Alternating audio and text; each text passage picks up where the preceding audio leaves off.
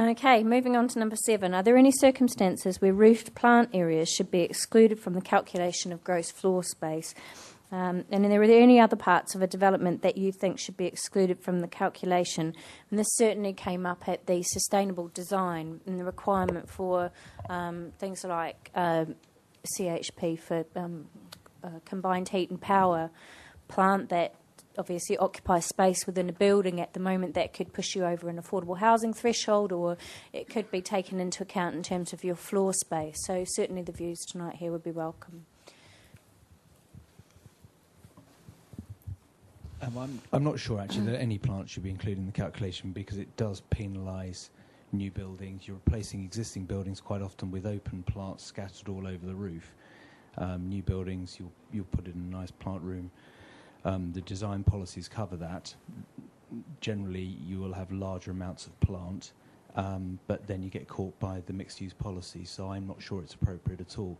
Design policies cover what it looks like and how big it can be on the roof, but I'm not sure it's reasonable to include it in the calculation at all.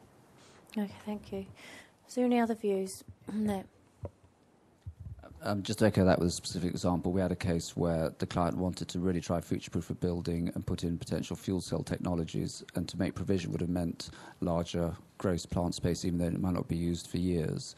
And we would therefore be directly, as it were, penalised through the mixed-use policy, and therefore the decision was made not to do it. That's a perverse outcome, which I can't believe we actually want. So I agree we need to look very closely where the plant should properly be within a calculation. And bearing in mind, mixed use is about beneficial use.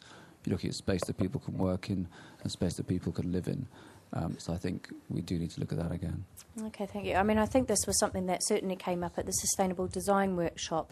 And one of the points was that if you put in a new development and it had combined heat and power plants, but you also left sufficient space for that to be expanded in future and also serve neighbouring developments, and that you put in the capacity to provide not only the combined heat and power for your property but other development sites in the area as secured through the planning permission, whether or not that should equally be excluded because you've set that space aside to provide future capacity for neighbouring sites' energy generation. So I don't know if there's any views on that as well.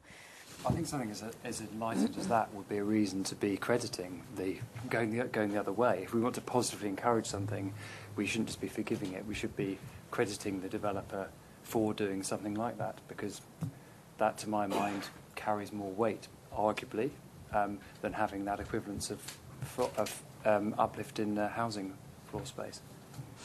Okay. There seems to be support for that as well.